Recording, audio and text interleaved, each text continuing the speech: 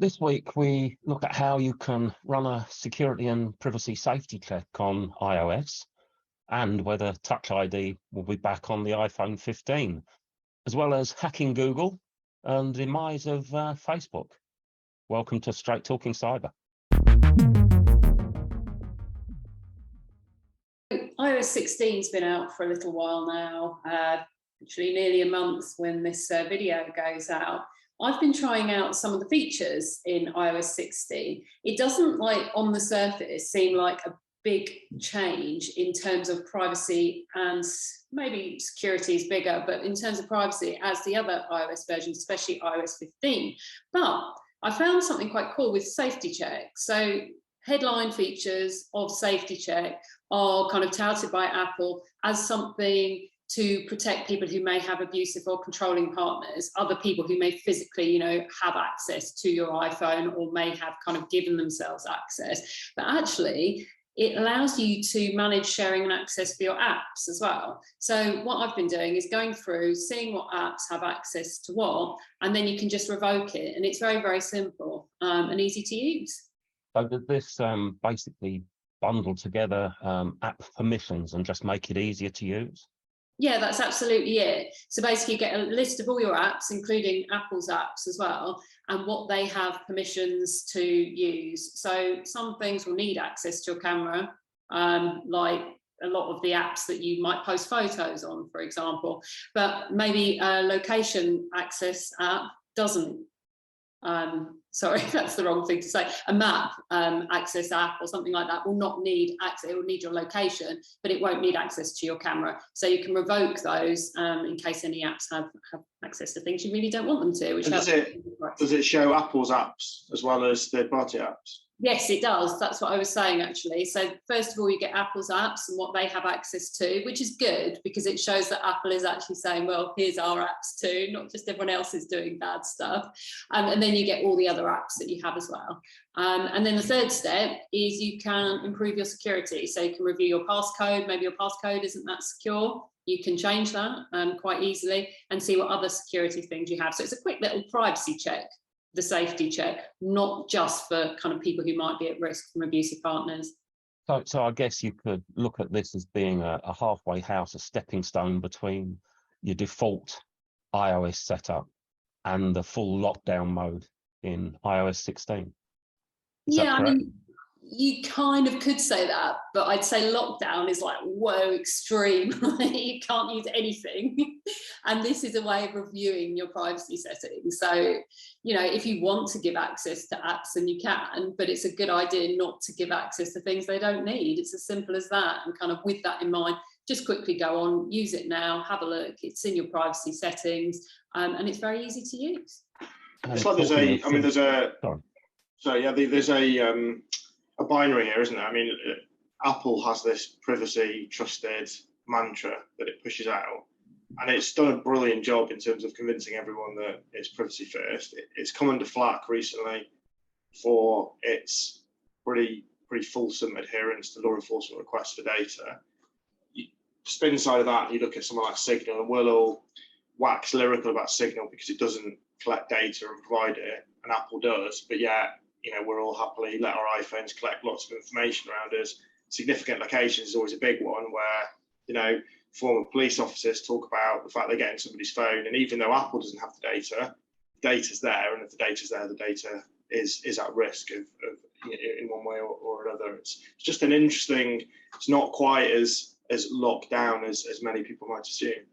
Yeah, and it comes down to trust, really, and that's what Apple's marketing is all about. Trust us, trust Apple, use Apple, and don't use Google phones. And it works. It does work very well. But like you say, important to kind of call out that Apple isn't perfect when it comes to privacy either. You take responsibility if you're in privacy and security, right? And that ultimately, it doesn't matter what Apple does, you as a user have to decide where you want to draw the line. And the stuff you're talking about, these new features, just give the tools. But if you don't use the tools, massive waste of time.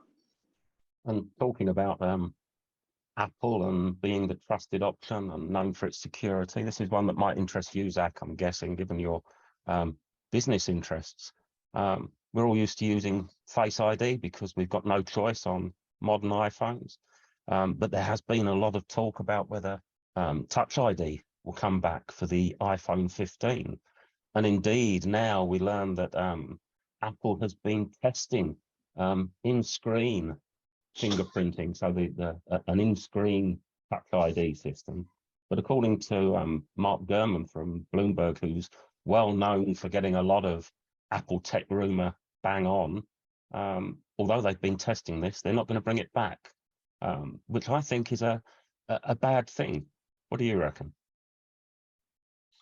It's interesting. I mean, I think there was a big furor about it mid-COVID, and everyone was walking around with masks, and then they kind of dealt with that with some pretty dodgy mask detection, which doesn't really work, or doesn't work as often as it should, and is basically just seems to be just dropping the threshold.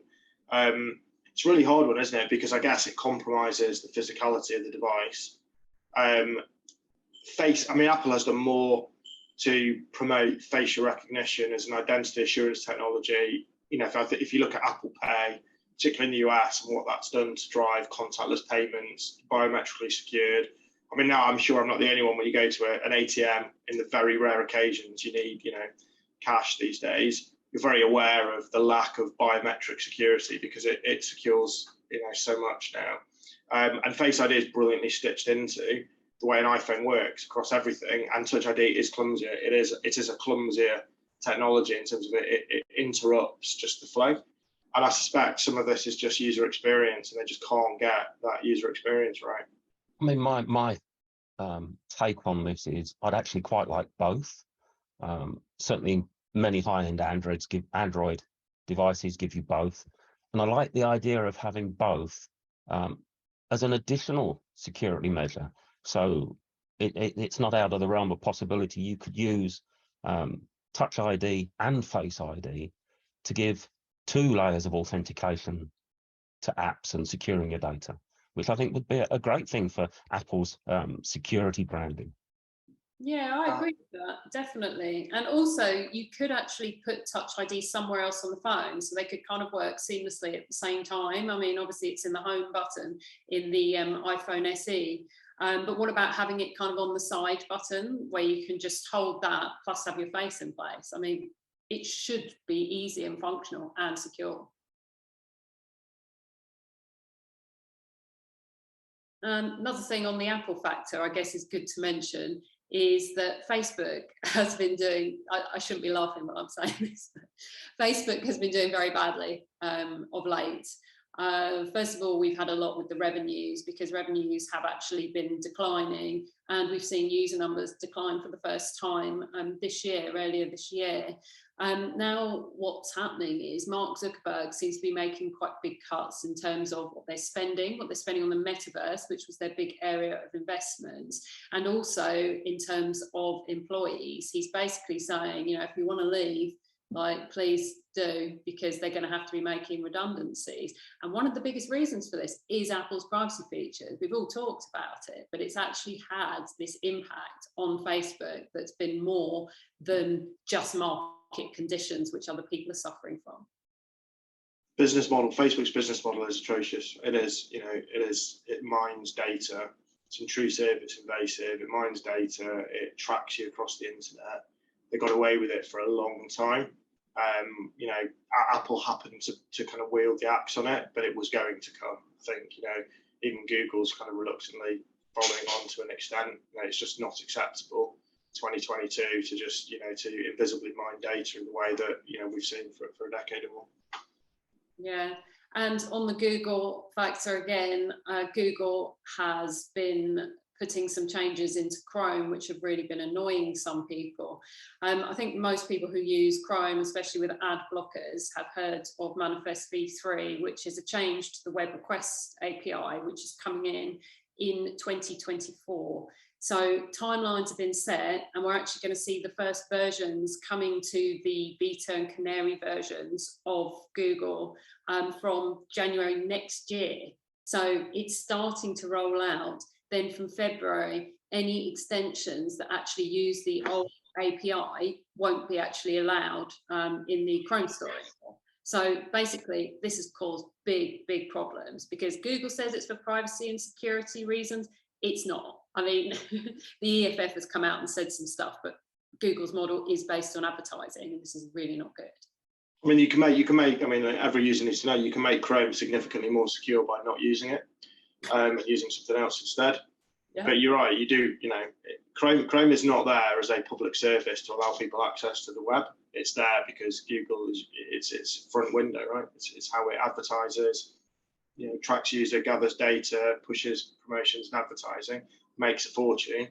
So you know, use it with that in mind, right? And the thing about Chrome that's always I found the most disturbing is maybe a strong word, but maybe it's the right word, is that it's really quite hard to set Chrome up to be kind of security and privacy focused. It's not by default. You have to really go in and try.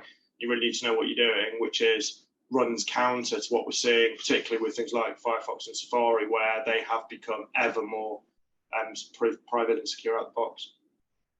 Yeah, and if you're gonna go Chrome, then don't necessarily use Google Chrome. Use a Chromium-based browser. So something like Brave, for example, which has been doing really well of late in the privacy stakes. Yeah, exactly. But then you've got to be careful with Chromium-based things because we don't know which ad blockers are going to work on those as well, because obviously they're based on the same engine, which is a problem. So we'll have to kind of see what happens with that. Although with Brave, of course, it's all built in, so you don't have to worry about extensions, which is quite a useful thing. But it's interesting your point, Kate, on business models, right? I mean, Google's flying and Facebook's struggling, and you know, not to job point on it. The Google Pay plays kind of poacher and gamekeeper at the same time. It owns the device, owns the access point and the back end, whereas Facebook is sitting there relying upon other people's access points. And we saw, and the metaverse point is interesting because we saw Zuckerberg a while back. I mean, clearly they have clocked this for some time. That you know they need to own the access points of some description, whether it's a device or the metaverse, whatever that is. They have to control the journey. Otherwise, they don't own the user, and they're relying upon an Apple user or others. And you know, if you know the scale of Facebook and what it's built on advertising, to try and do that a different way in the world we're in, when you've got access primarily controlled by Apple and Google, if we're being realistic, that's probably an impossible ask. Yeah, it's a scary world to live in, isn't it? And also talking about Google, Davey, I think that you've been watching some interesting videos on the inside Google security. What's happening? Yeah, Google's this week has released a documentary video series on YouTube called Hacking Google. It's not a masterclass in breaching security defenses at Google, I should point out, but rather it's an insight into how the different security teams within Google protect the business from cyber attacks. So you've got things like the threat analysis group, Project Zero, which are always discovering zero-day vulnerabilities and exploits, both within Google's products and others external to Google, and their red team, which is the really interesting thing for me, because the latter, the red team, actually do hack Google. They attempt to hack Google using the same techniques that real attackers would, although there is something called scope, which every pen testing outfit will know about, and the things that are outside scope for the red team at Google. Of these, the one that amused me the most is apparently you're not allowed to chloroform security guards. But I'll be talking more about this this week in one of my pieces on Forbes, looking at exactly what they're covering. But there's also, if you do actually watch, there's 6 videos.